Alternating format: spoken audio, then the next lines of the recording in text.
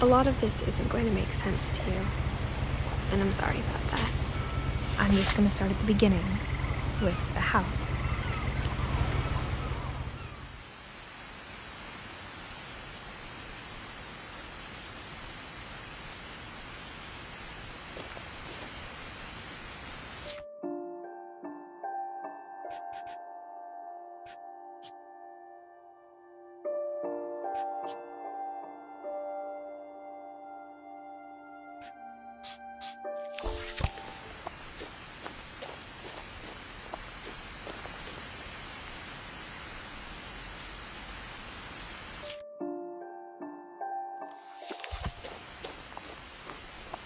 I lived here until I was 11, but I wasn't allowed inside half the rooms.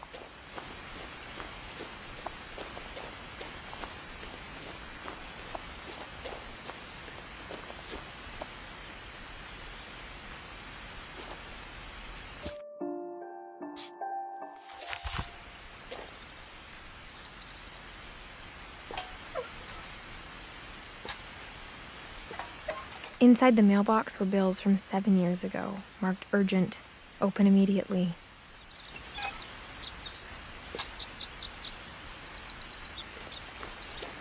I hadn't been back since my brother Lewis's funeral.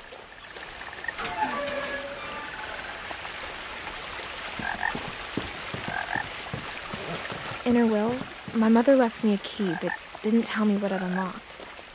Maybe she thought I'd know, or she thought that the mystery would be enough to bring me back.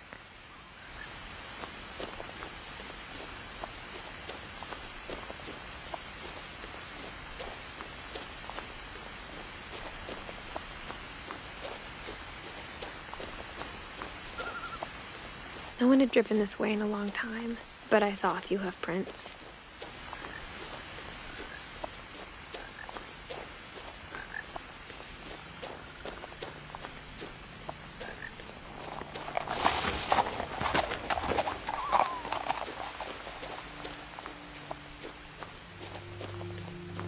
The truth is, even after I inherited the house, I never thought I'd come back to it.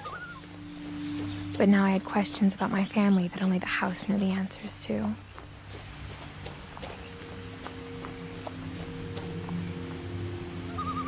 The house was exactly like I remembered it, the way I'd been dreaming about it.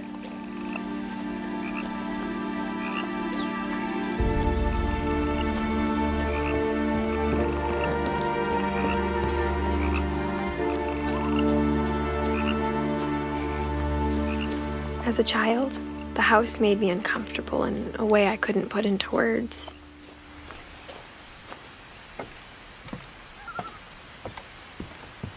Now, as a 17-year-old, I knew exactly what those words were. I was afraid of the house.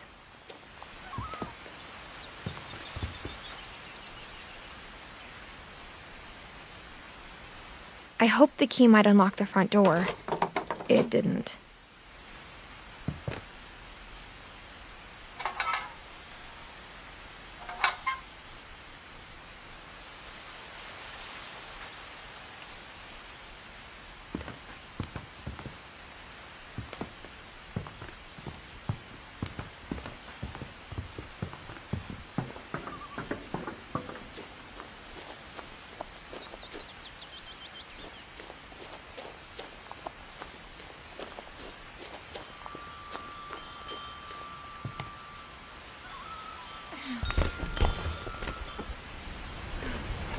Crawling through the doggy door used to be a lot easier when I was 11.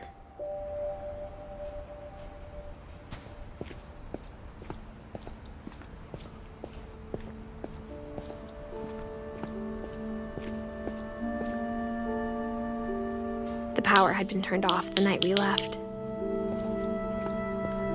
For the first time in years, I felt like I was home. But instead of a family, there were just memories of one. Like how only one restaurant would deliver to our house, so we had Chinese a lot. Or how after Louis started working at the cannery, we all got sick of eating salmon. Except our cat, Molly. Nothing in the house looked abnormal. There was just too much of it, like a smile with too many teeth.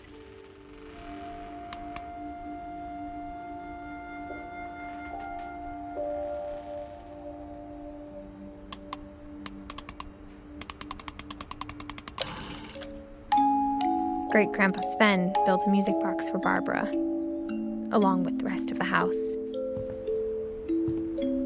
Mom always told me to stay out of the basement, so I wasn't too surprised when the key didn't fit.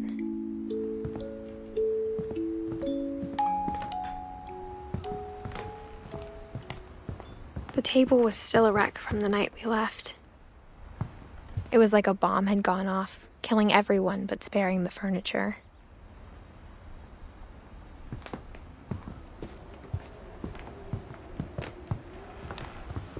My mom was the only one of us who could imagine Great-Grandma Edie living in a nursing home.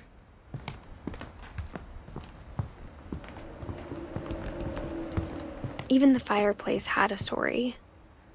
Edie told me the bricks came from the original house, after it sank.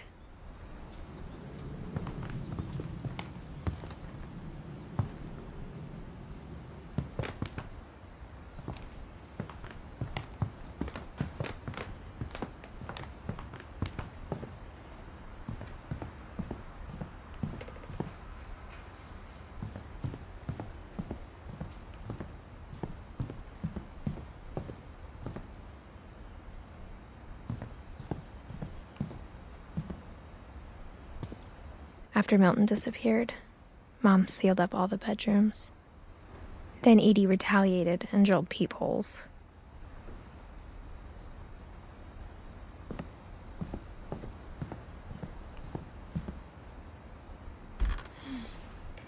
Molly always seemed like a girl I could imagine being friends with, if she hadn't died in 1947.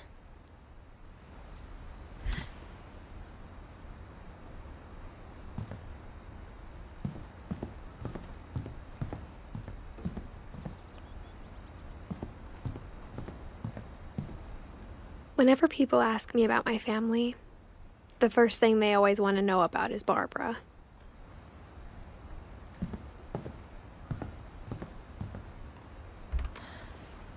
Barbara was a child star for 2 years, until America grew out of it.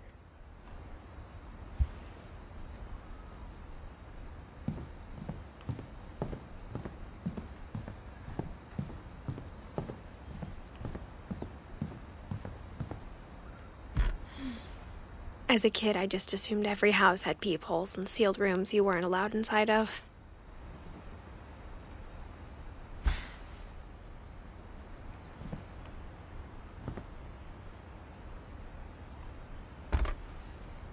My Grandpa Sam spent 7 years sharing a room with his dead brother, Calvin.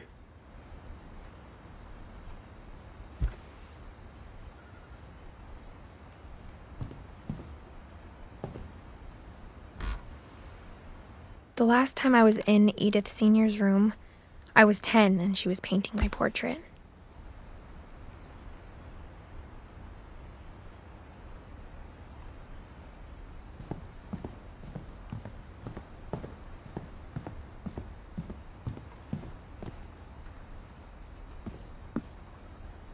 Mom must have locked the third floor stairs on the night we left.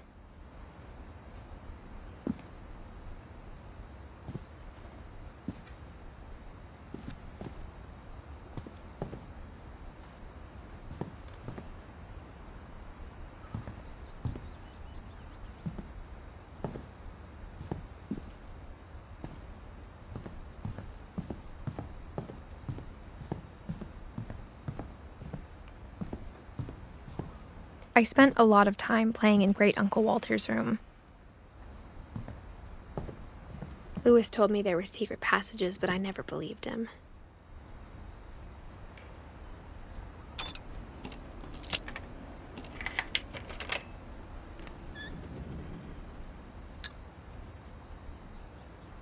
Turns out, my mom was really good at keeping secrets. Now it was time to find out what my mom had been afraid of.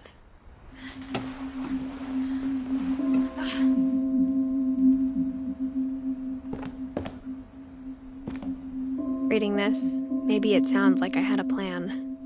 From the paintings on the wall, it was clear my brother Milton had been here before me.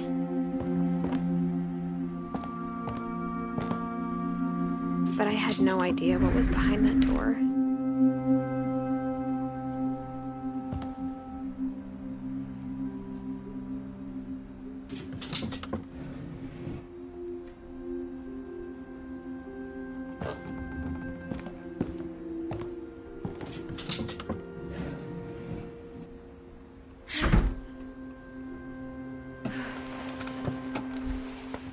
Just like I had no idea where all this was gonna lead.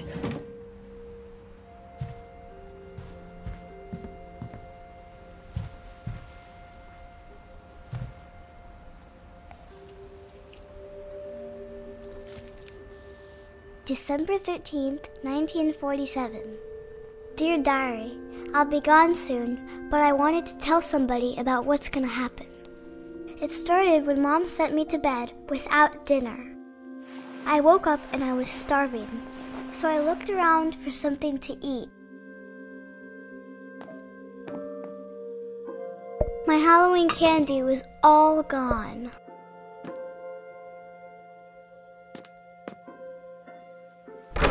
Mom, can I come out now? Sweetheart, it's late. Go to sleep. The gerbil food was dry, but I didn't mind it.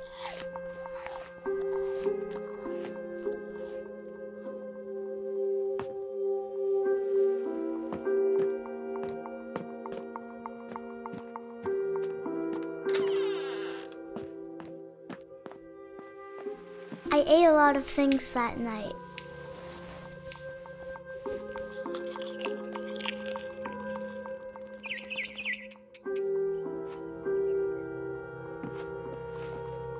Then I heard chirping outside my window. It was a barn swallow going back to her nest. I reached out for her.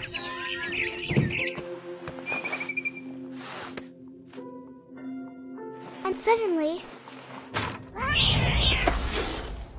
I was a cat.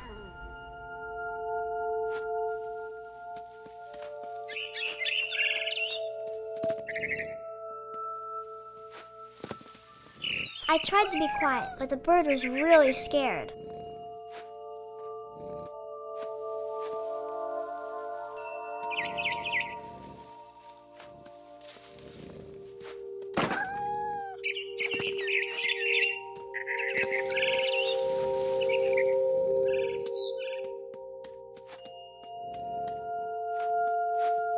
Mom and Dad didn't even look at me.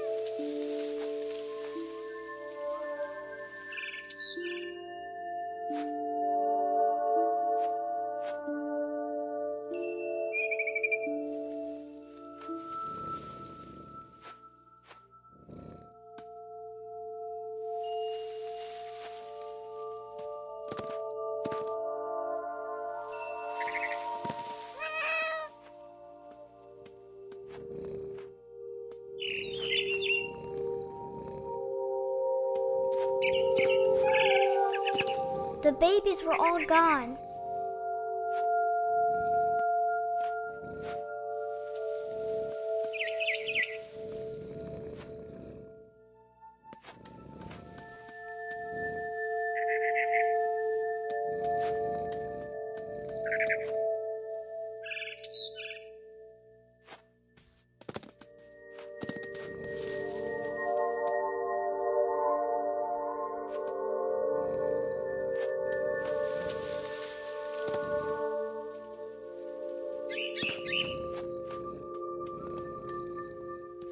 I jumped and I almost got her.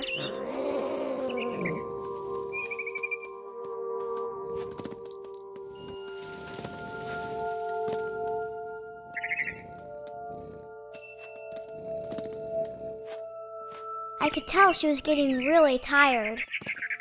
Now I was up in the big tree. I promised Dad I wouldn't climb it anymore. All I cared about was eating that mama bird.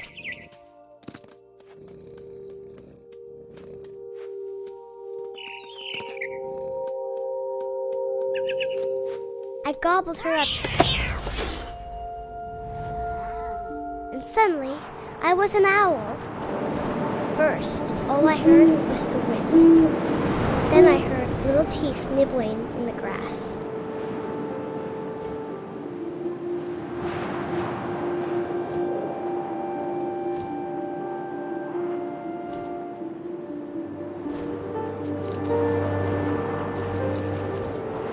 Rabbits.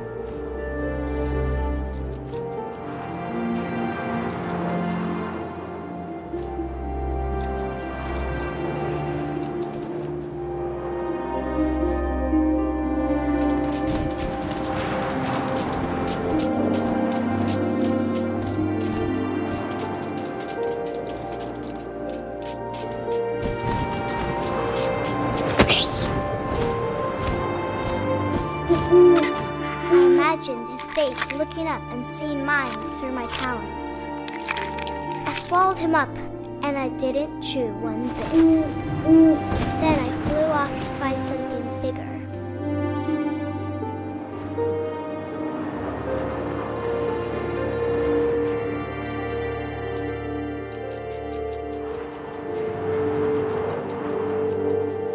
A mama rabbit.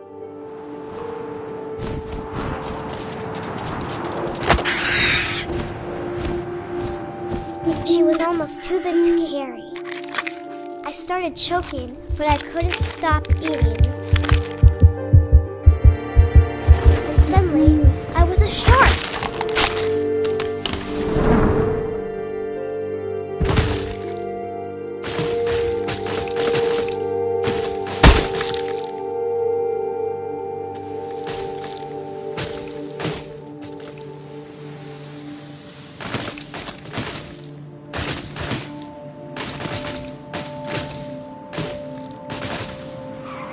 I rolled off a cliff and into the ocean. Now, I was hungrier than ever.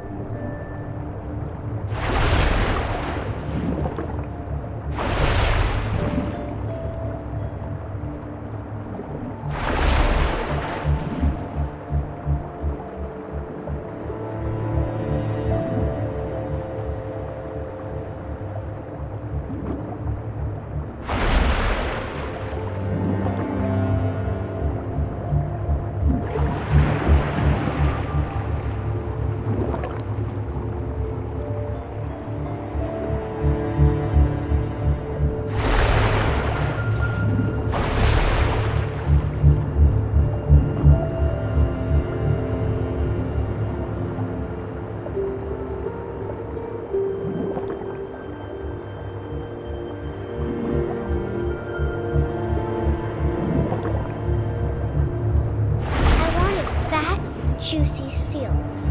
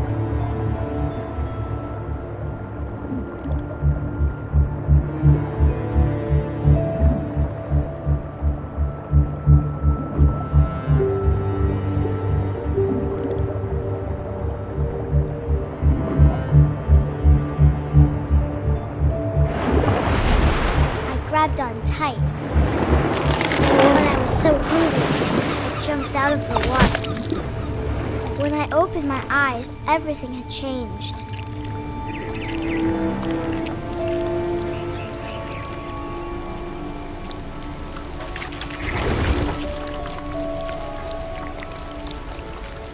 Now I was a monster, and I smelled people everywhere.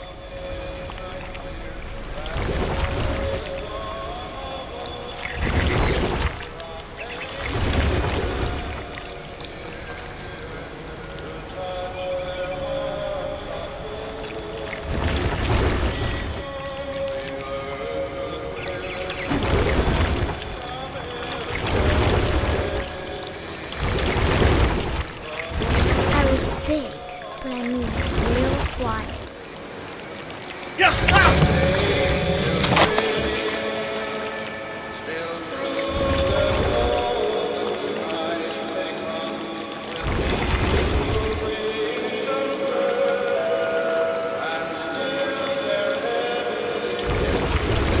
I wanted to stop, but also I didn't.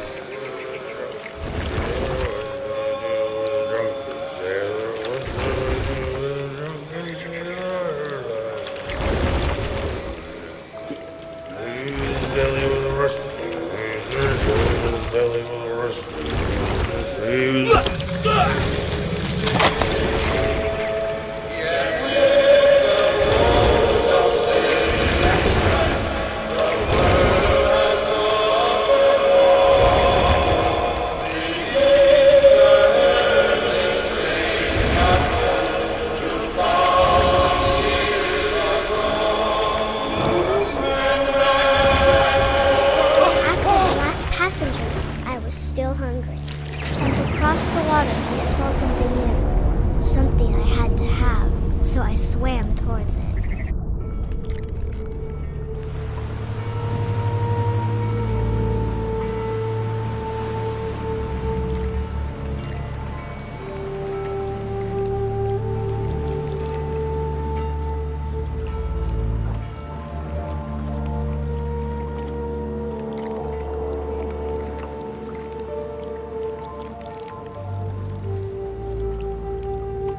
I slithered onto the sand, and the good smell went into an old pipe.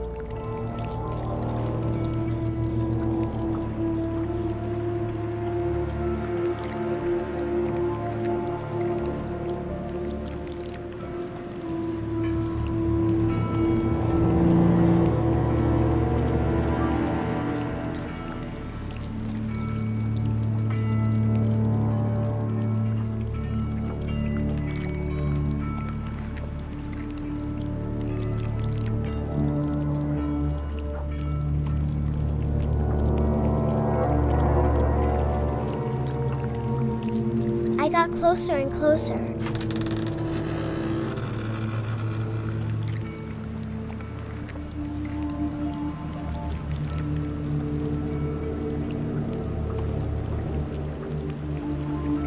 All of my stomach started growling. And suddenly, I was me again. I held my breath for a long time, but I couldn't hear anything. I think it's waiting for me to fall asleep. But it's not going to wait much longer. It needs to feed, and we both know I will be delicious.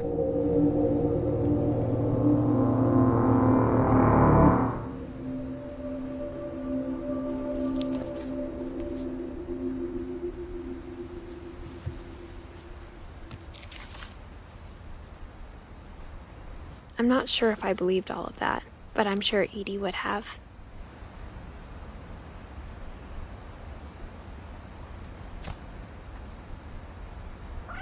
I got the sense Edie had spent a lot of time here, before my mom sealed the doors.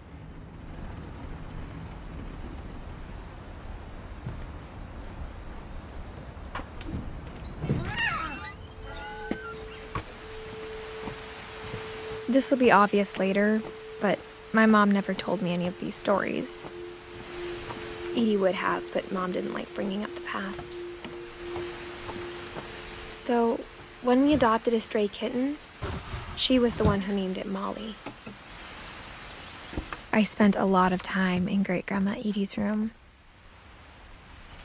Edie knit me a new pair of gloves every year, just in time to replace the old ones.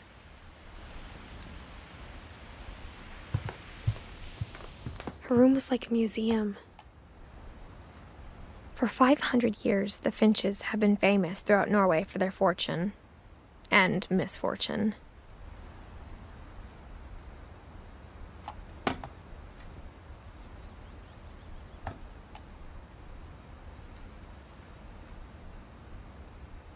Odin Finch buries the latest victims of the family curse, his wife Ingeborg and their newborn son, Johan.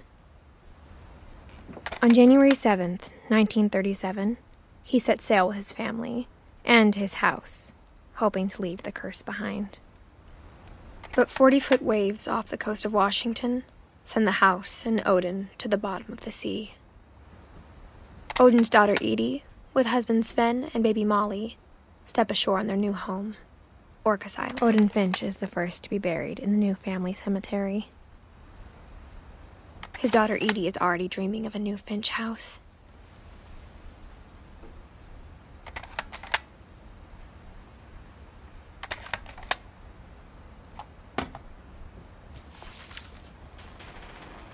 Whatever's wrong with this family, it goes back a long ways.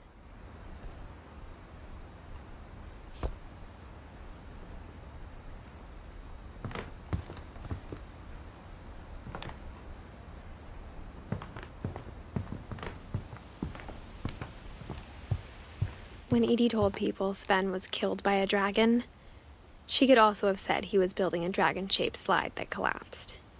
She could have, but she didn't.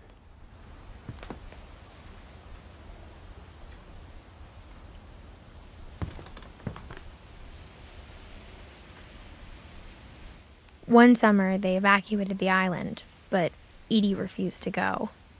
For a few weeks, she was a celebrity. I hadn't thought of myself as Edith Jr. for a long, long time. Edie gave a big interview about a mole man living under the Finch house. My mom was furious.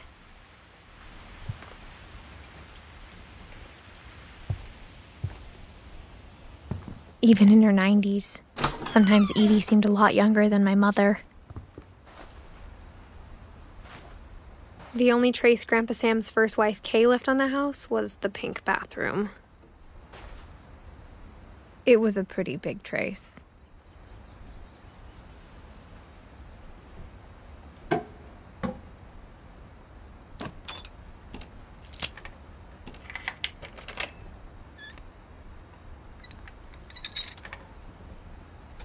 There's a secret in this bathroom. It's in the last place you would look.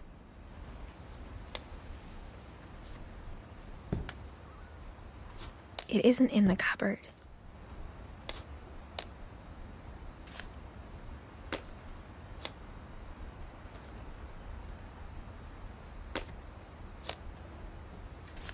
It's hidden in this book.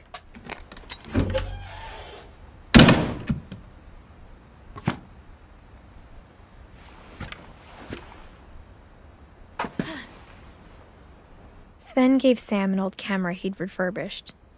He never put it down.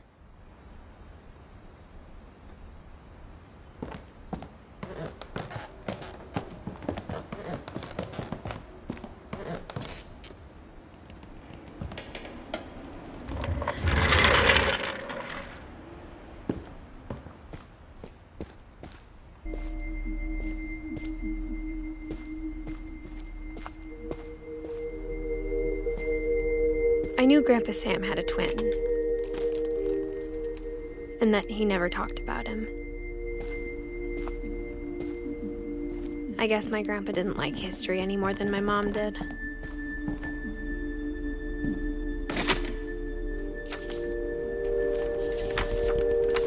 How I Want to Remember My Brother by Sam Finch. The thing I remember is that when he made up his mind, that was it.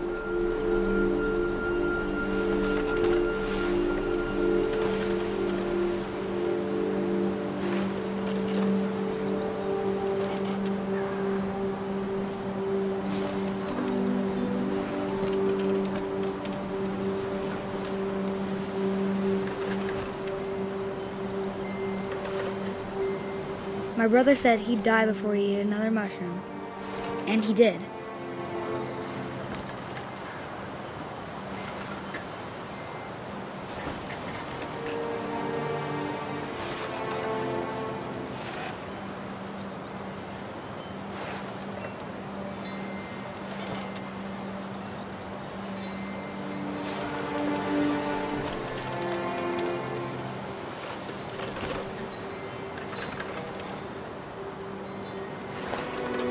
At Barbara's funeral, we swore we'd never be afraid again. And he wasn't. I think Calvin always wanted to fly. Sam! Calvin! Dinner's ready! Coming!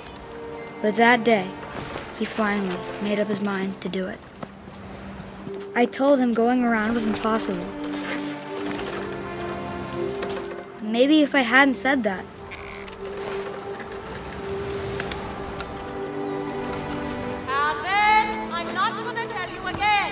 maybe if the wind hadn't picked up, then maybe he'd still be here. But I doubt it. I think he'd already made up his mind. That's what I want to remember about my brother.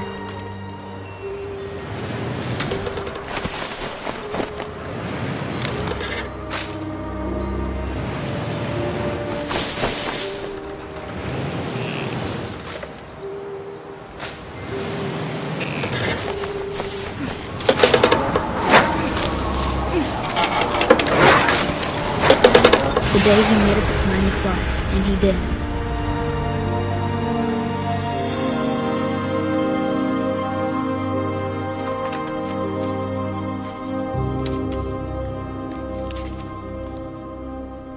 Calvin's story felt strangely familiar. When I was younger, I remember trying to do the exact same thing.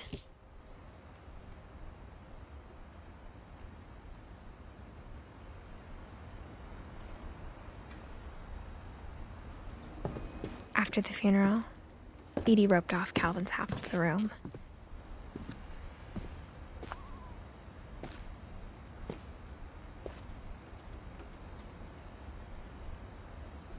Mom said Grandpa Sam enlisted at 18 and never set foot in the room again.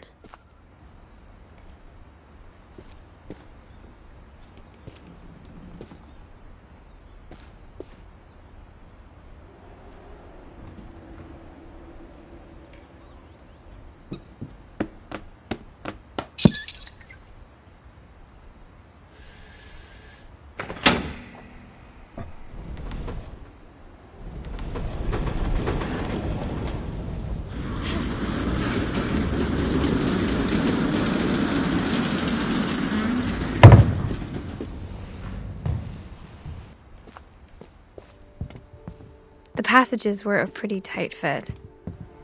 They'd obviously been built for smaller hands and bellies.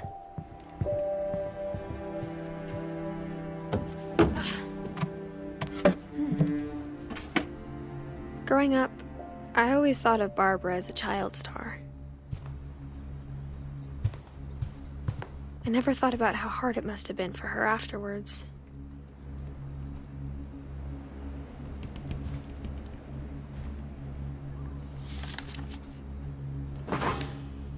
Of all the stories people wrote about Barbara's death, I'm surprised Edie saved this one.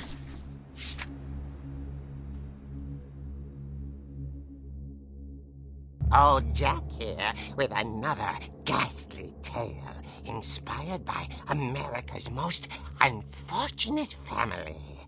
I'm calling it The Surprise Ending of Barbara Finch. As a child star, Barbara was famous for her scream. Now at 16, she was all washed up. A has-been. But in a lucky break, she'd been asked to perform her signature scream at a local convention for monster movie fans. It was just the boost her career needed.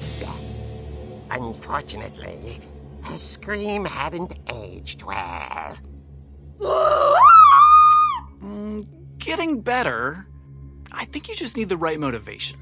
Her biggest fan and current boyfriend, Rick, was about to demonstrate when... Now that was a great scream. It was Barbara's father, Sven.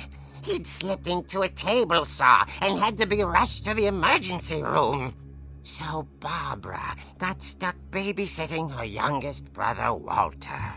Her convention comeback was cancelled. Okay, I'm hearing frustration, but I'm not hearing terror.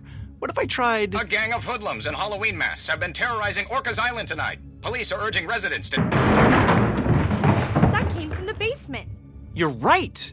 Also, I loved your delivery on that. Why is your basement door locked? Because my dad likes making puzzles and secret passages. There's a key hidden in the music box. The secret is to keep winding and winding until finally the key pops out. Thanks, babe. I'll be back in a sec. 20 minutes later, Rick hadn't returned. So Barbara went to look for him, right on cue. She reached for the music box. And as she wound the key, she listened for Rick, but the house was silent.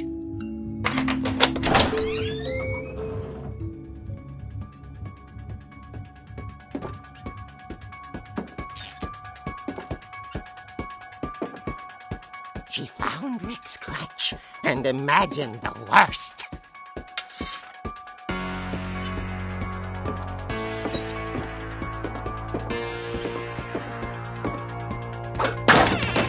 The gang's leader is the infamous Hookman killer, Dr. Carl Hamill, who impaled and then ate his family 10 years ago tonight.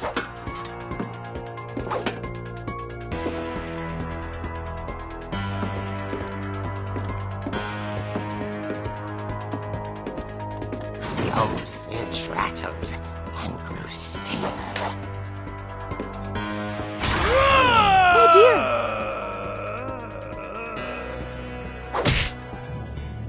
Oh! Rick? Barb, relax. I was just trying to scare you to help you find your scream. Well, I'm not scared, Rick. I'm furious. Then act furious. All I'm getting from you now is that you're hurt and confused and She threw him out, but she kept a little something to remember him by. Barb, have you seen my other crutch? And she was still holding it when she fell asleep watching the late picture show. Hours later... Barbara! Walter, what's going on up there? Ah! Okay, I'm coming up, but if this is a trick, you're dead, Walter.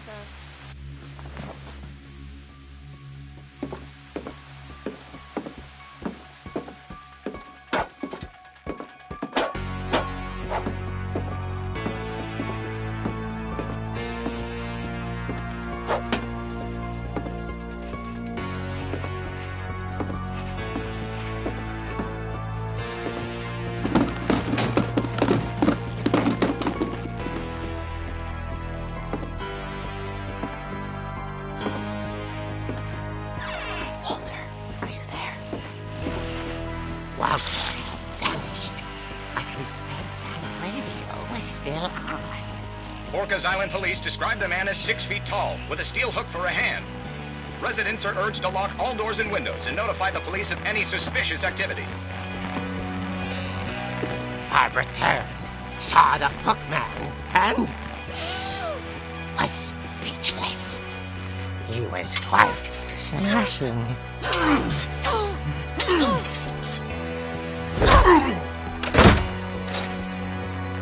And here he was. He couldn't get enough of Barbara. Okay, Barbara, there's gotta be another way out of here.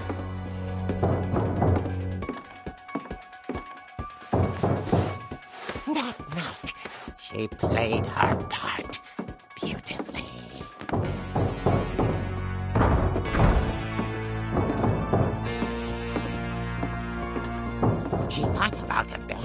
Walter, but just couldn't do it. Molly's door hadn't been opened in years. The hinges groaned.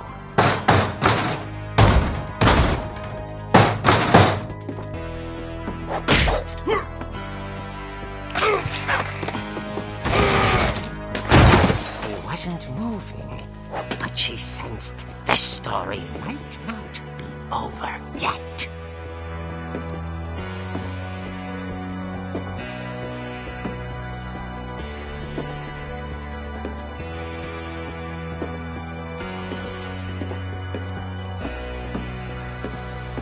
The hookman had vanished.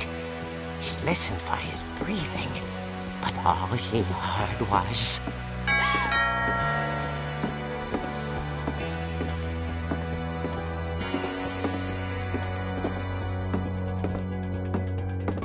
At the door, she heard whispering. It was coming from inside the house.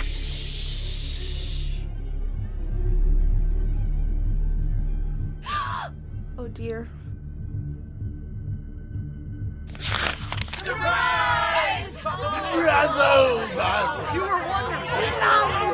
The monsters had come to surprise her. For Barbara, it was a dream come true. Then she saw what kind of monsters they were, and she realized what was about to happen. She was going to be famous.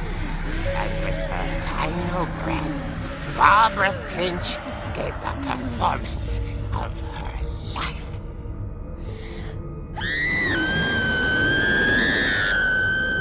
I wasn't there myself, but I hear Barbara was magnificent. Poor girl. She had a taste for stardom. But unfortunately, so did her fans. Of course, the police blamed it all on poor Rick, who disappeared the same night. And little Walter? Hiding under his bed the whole time. He took it all pretty hard, but that's another story. As for Barbara, tucked inside the music box is all they ever found of her. Her ear. Now that's what I call a real eerie tale.